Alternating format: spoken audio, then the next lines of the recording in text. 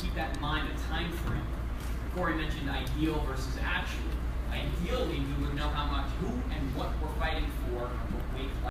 Talking about boxing compared to MMA, ideal situation versus what you're really going to deal with the athlete. Corey was alluding to earlier, and basic technical skills. What's he supposed to do at that time? It's going to be some technical work, but for the most part, we got to get this guy to be fit, ready to go out there and kick some. Because most boxers actually train midday. It's just, I don't know, it's just one of those things. I like to train midday. It turns out most boxers do too.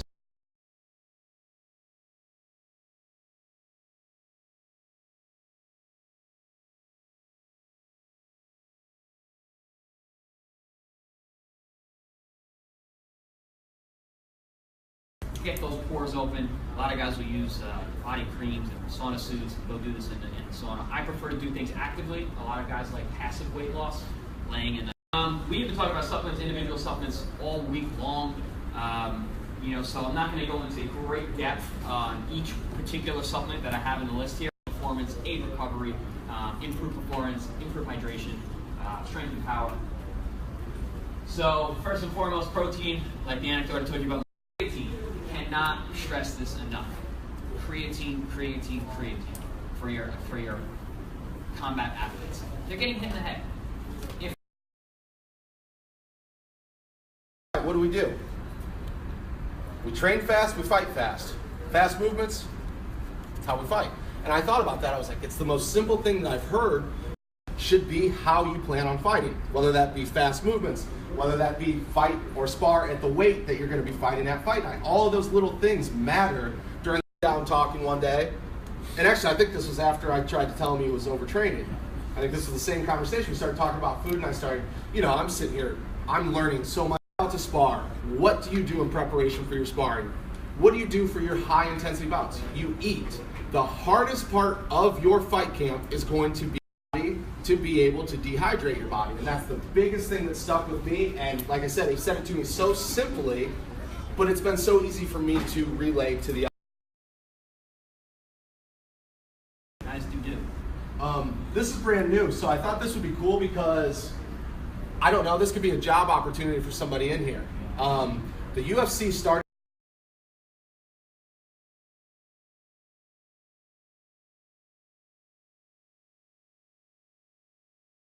be around 157 pounds. If he's 155 or 159, that's okay, but he's around that weight. His body's used to that condition. Typical water load, again, for a science tool to monitor central nervous system. Also going to give you a look at heart rate variability and also give you a small look at the metabolic. Fatigue Science is going to be a sleep monitoring wearable device on the wrist. A lot of good information. It's also going to give you an algorithm that basically produces. We are starting to use this. We've used Catapult and Viper with Chris, with my guys. In terms of what can I tell you about this? Primarily for overtraining, I use this more for actually advancing the metabolic system. But again, some things you have to say is that ideal situation and practical. These guys aren't your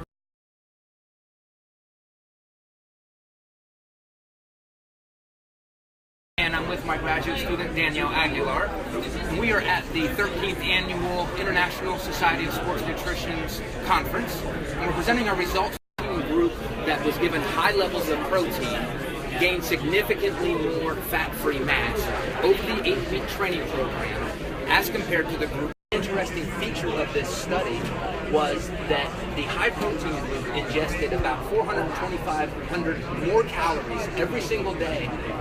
Athlete and you're in the off season, and if your goal is to increase fat-free mass, you want to have a higher protein level in your daily diet.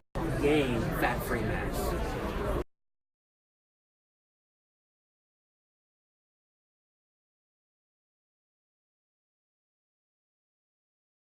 Presenting her research study on inclusive versus exclusive dieting in resistance trained individuals. For the best of people that were put on a diet.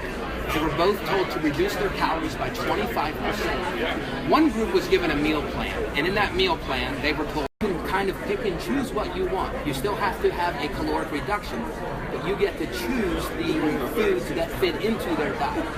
At the end of both groups lost the same amount of fat mass, and there was no differences in fat-free mass. So our conclusion was, if you're going to go on a diet, and you're so after the diet phase, we let them do whatever they wanted for another 10 weeks. They didn't diet, or if they wanted to continue dieting, they could continue to diet. They gained a significantly greater amount of fat-free mass in the 10 weeks after the diet phase. So what we are hypothesizing is when presenting our data at the International Society of Sports Nutrition's annual conference. Two groups. We had one, the flexible dieting group, otherwise known as the Fits Your Macros, so non-specific food groups. And we had a second group, which is a rigid meal plan group. They were told exactly. We put them on a 10-week diet, both of them a 25% caloric reduction, and then we tested their body weight, body composition, and resting metabolic rate. There were no differences. Between the groups, alluding to the fact that you can do whatever you like and get the same results. We had a 10-week post-diet phase where we analyzed the same things. There was no diet intervention, and in this part, the flexible group gained more lean body mass. Flexible dieting, we know this is not true, but this is the first time in the literature we've actually examined this to our knowledge. So, pretty much what we found is our research speaks to do what you want, do what works best for you.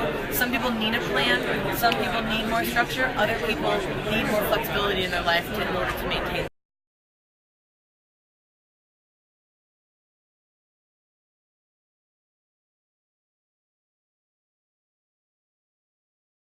Now been using the diamidized supplements, which include the liquid aminos, the branched chain aminos, diamidized protein, and this is not only what it's done is actually helped to increase water intake because those are mixed with water, and by using those 2 to 3 times a day, it looks like we're consuming nearly about the diamidized proteins in between those training sessions. She's obviously taken that protein requirement there and brought it up significantly. I think we intake up by probably about 75 to 100 grams daily. So that shows you how deficient we were previously. We've seen a significant change in our body composition that's working out really well. The top supplements which are enhancing performance. They're also increasing water intake. They're making her cognizant of keeping in her accounts.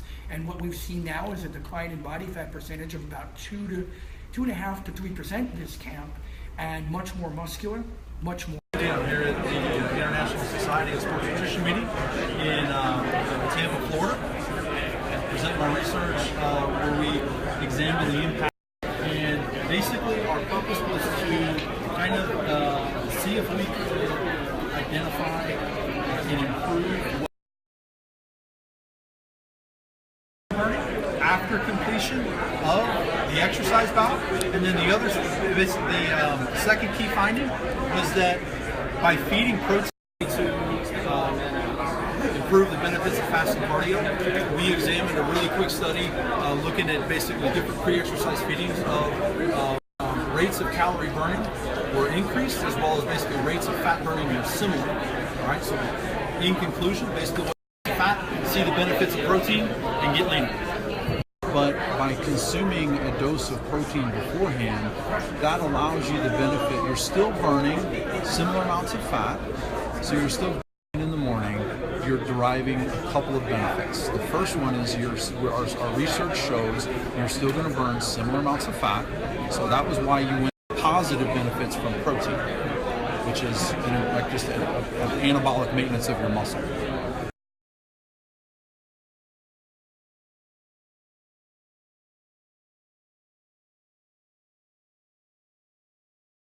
Hi, I'm Jordan Joy. I'm with Texas Women's University, and in our latest study, we compared the acute metabolic responses of whey protein hydrolysis, calories you burn in response to that protein. They're about equal between the proteins, but much greater than the carbohydrate, and that's looking at over 90 minutes of hydrolysis, whey protein concentrate, and a carbohydrate control.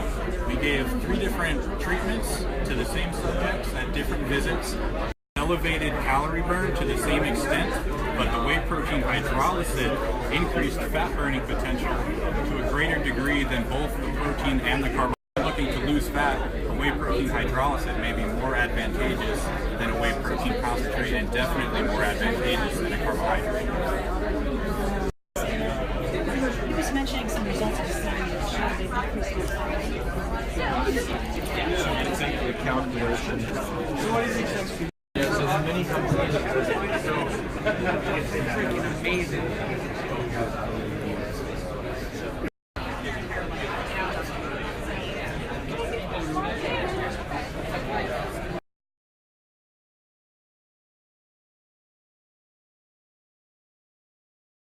How the amino acid content influenced the glucose response. Other research has shown that whey protein by itself influences the acid drink. The amino acid amount was basically standardized to the lean body mass. Being that most branched amino acids, I say most, roughly 50% of branched amino acids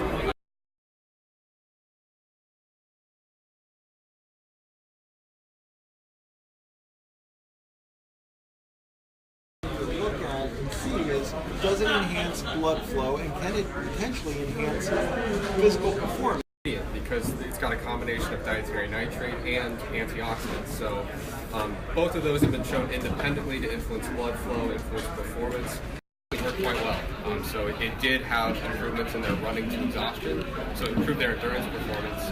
And along with that, it also improved their blood flow and their vessel weight. And this vessel relaxation, that also a lot of those metabolites during exercise can clear out faster, and that might even help with recovery. So there's some evidence showing that as well. Research involving women, correct? Correct. Yeah. So they wanted to look at women in an unfed state, give them protein or carbohydrate. Or a protein supplement, like you mentioned. And so, there's 6 different lab visits, a lot going on with the study, but the results were really interesting and really promising. But we found that the high-intensity interval training was the most effective modality for increasing that fat burning after the workout. What we also found from a nutritional perspective is that while they're training and afterwards, it seems like a little bit of protein before they train is a good idea in an unfed state. A high amount of lean body mass, like a high amount of muscle mass. Usually, because you don't see guys using so much. Yeah, but you'll lean down. But still, you're State University. Who knows? Dr. Mike Ormsbee. He is, I think, the expert on this side of the Atlantic Ocean on nighttime nutrition. And that's where the seed of this began. We started seeing and talking about the leanest people we knew who all happen to eat at night. All these physique and bodybuilding. Inhibit your body's ability to break down and burn fat. But you guys are seeing something that doesn't support that idea. Supporting 150 calories or less, and so far it's been liquid form. Yeah. And in that scenario, with a protein dominant source, and overall no problems. So sometimes there's no change seen, but all in all, they could have the meal and still not have a detriment to their health or body composition. Those that just tasted like the other two, and what we're seeing from that is that in obese men, if you eat right before bed, mind these small to having absolutely nothing. Right? So if you look at it in reverse, it's you don't blunt lipolysis by eating this liquid casein, 150 calories before bed. Your oxidation rate stays high, even though you've had calories. And if you combine that data with what's been done by Luke Van Loon and some other work with muscle protein synthesis, they want to continue to make gains in muscle mass, gains in muscle performance. So it's all about muscle for them. They want to protect their muscle at night. So eating protein before bed want to inhibit becoming a leaner machine. Right. So they don't want to inhibit the breakdown of fat from their fat tissue. And your probes, which I find in the tissue where the probe is directly in the fat, and then we also measure it systemically in the water. So we'll see it whole body as well as in a very specific location, in this case abdominal belly fat, which is Ormsbee's lab at Florida State is we've used casein supplements, but you guys are stepping beyond casein supplements, and now you're looking at food. Yeah, whole food.